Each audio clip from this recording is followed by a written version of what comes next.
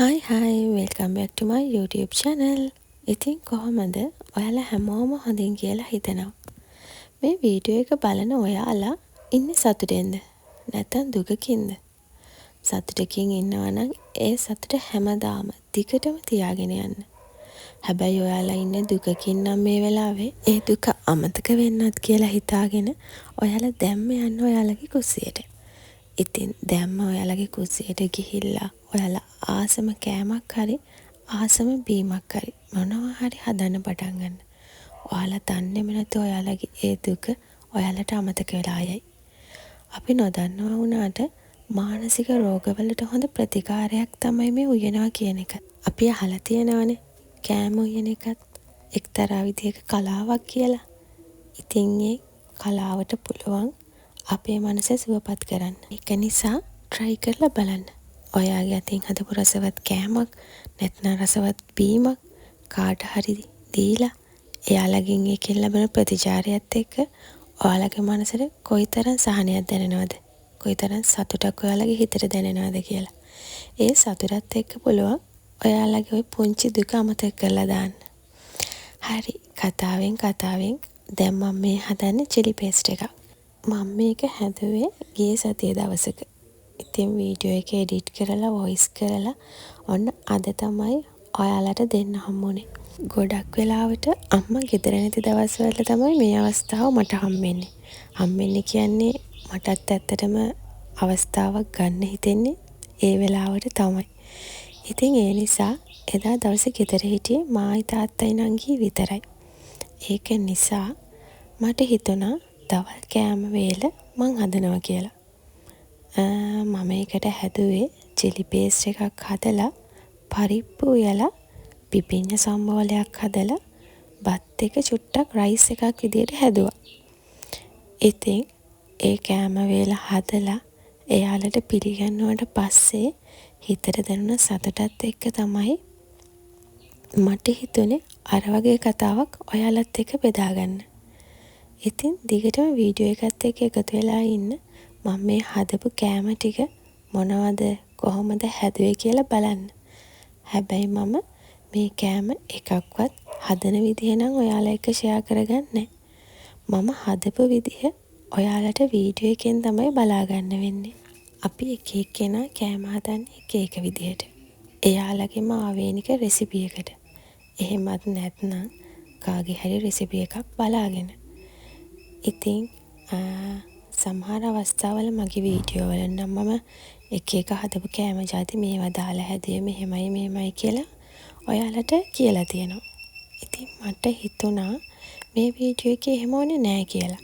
ඒකට හේතුව ඇත්තටම මම මේ එදා දවසේ හදපු හැම කෑමක්ම අපි ගොඩක් දෙනෙක් දන්න කෑම જાති. ඉතින් පරිප්පු එකක් කියන්නේ අපි දවස ගානේ වගේ හදන කෑමක්නේ. ඉතින් ඒ වගේම පිපිඤ්ඤ සම්බෝලයක් කියන එක අපි කාටත් හදාගන්න පුළුවන් හරි ලේසි දෙයක්. රයිස් එකක් වගේ එකක් හදන එකත් හැමෝම දන්නවා. chili paste එකත් මං හිතනවා ඔයාලට හදාගන්න පුළුවන් දන්න දෙයක් කියලා.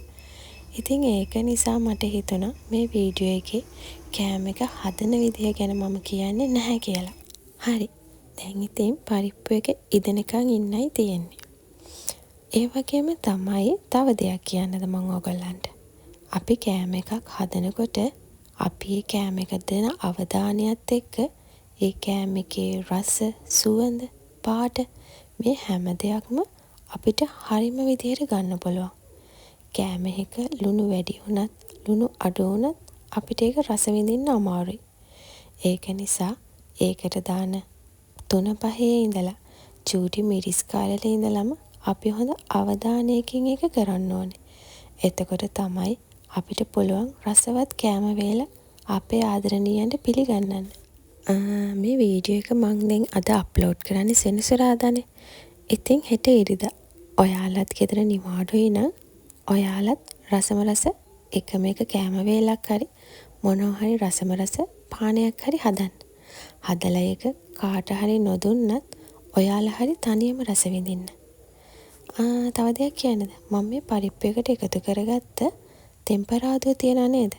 ඒකෙන් පරිප්පු එකේ රස විතරක් නෙමෙයි ලස්සනත් වැඩි වෙනවා. අපි කෑමක ලස්සන දකින්නකොට තමයි ඒ කෑමෙන් අපේ බඩත් පිරෙන්නේ. ඉතින් මම පරිප්පු එකක් හැදුවත් ගොඩක් වෙලාවට එකතු කරගන්න දෙයක් තමයි ඒක. ඔයාලා try කරලා බලන්න ඒක. හරි. මං ඔය විදිහට මගේ chili paste එකයි පරිප්පු එකයි හැදුවා. දැන් මං හදන්නේ rice එක. ඔයාලා rice හදන්නේ කොහමද? මට හිතෙනවා මං කොච්චර හොඳ දේවල් හොඳට දාලා හැදුවත් මගේ rice එකේ රස මට මදි කියලා. ඔයාලා හදන විදියක් තියෙනවා නම් කැමති නම් යටින් share කරගන්න. ඔයාලටත් පුළුවන් කමෙන්ට් එකක් දාලා ඒක මාත් එක්ක බෙදා ගන්න. ඇයි දන්නේ මට එහෙම හිතෙන්නේ. හැබැයි රස බලන ගෙදර අය නම් රසයි කියලා කනවා. ඒ වුණාට මට ඒකේ රසක් ලොකුවට දැනෙන්නේ. ඒත් මම වෙලාවකට අහනවා ඔයාලා හිතරිද්දන්න බැරි නිසාද රසයි කියන්නේ කියලා.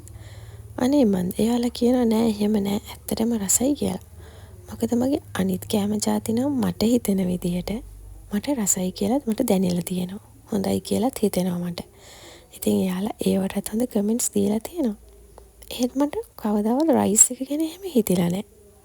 ඒක නිසායි මම ඔයාලගෙන් ඇහුවේ. හරි. ඔන්න කොහොම හරි රයිස් එකත් මම හදලා ඉවර කළා. ඔයාලටත් රසෙටම හදන්න පුළුවන් කෑම එක මොකක්ද කියලා කමෙන්ට් එකක් දාගෙන යන්න. තව දෙයක් කියන්නද? ගෑනු ළමයෙක් විදිහට මං නම් කිසිම කෑමක් උයන්න දන්නේ නැහැ. කියනවට වඩා මට නම් මෙන්න මේ කෑම රසෙටම හදන්න පුළුවන් කියන එක කොච්චර ආඩම්බරයෙන් කියන්න පුළුවන් දෙයක්ද? ඉතින් ගෑනු පිරිමි ભેදයක් නැතුව දැන් කෑම උයන්න පුළුවන් හැමෝටම ගොඩක් අයට. ඉතින් ඒක නිසා ඔයාලා try කරන්න. තාම try කරලා නැත්නම් මොනවාම හරි චූටි දෙයක් හදලා දැන්ම try කරන්න. ඒකෙන් ඔයාලට ඔයාලගේ ජීවිතේට ලොකු වටිනාකමක් එකතු කරගන්න පුළුවන්. දවල් කෑම වේල ඔන්න ඔය විදිහට භුක්ති විඳපු අපි දෙන්නට හිතුණා මටයි නංගිටයි කියන්නේ රෑට පොඩි ඔෆර් එකක් තිබුණා KFC එකේ. ඔන්න ඔය ඔෆර් එක භුක්ති විඳිනවා කියලා අපි දෙන්නට හිතුණා. ඇත්තම කිව්වොත් අම්මා ගෙදර නැති දවස්වලට ගොඩක් වෙලාවට එක වේලක් හරි අපි පිටින් තමයි ගන්නෙ. ඉතින් ඒකේ ප්‍රතිඵලයක් විදිහට තමයි අපි මේ රෑ කෑම එක මේ විදිහට පිටින් ගත්තේ. එදා නම් ලොකු ඔෆර් එකක් තිබුණ නැහැ. ඒ වුණාට අපි මෙන්න මේ KFC එකේ ඔෆර් එක තමයි රෑට අපේ බඩගින්න සඳහා අරගත්තේ. මිනිස්සෙගේ කටින් ඔයාට නම් ගොඩාක් පිං කියලා අහගන්න පුළුවන් වෙන්නේ හරිම කලාතුරකින්. ඉතින් දැන් ටික දවසක ඉඳලා ඒ අවස්ථාව මටත් හම්බෙලා තියෙනවා. එදත් මට තිබුණ කවුන්සලින් සෙෂන්ස් දෙකක්. ඉතින් මේ ඒ සෙෂන් එකක් කරන අතරතුර තමයි මේ වීඩියෝ එක කළේ. මගේ එදා දවස ගත වුණේ ඔන්න ඔය විදිහට. ඉතින් තවත් අලුත් වීඩියෝ එකක් අරගෙන ඉක්මනට මෙන්න. අදට ගිහින් එන්න. සුබ දවසක් ඔයාලා හැමෝටම.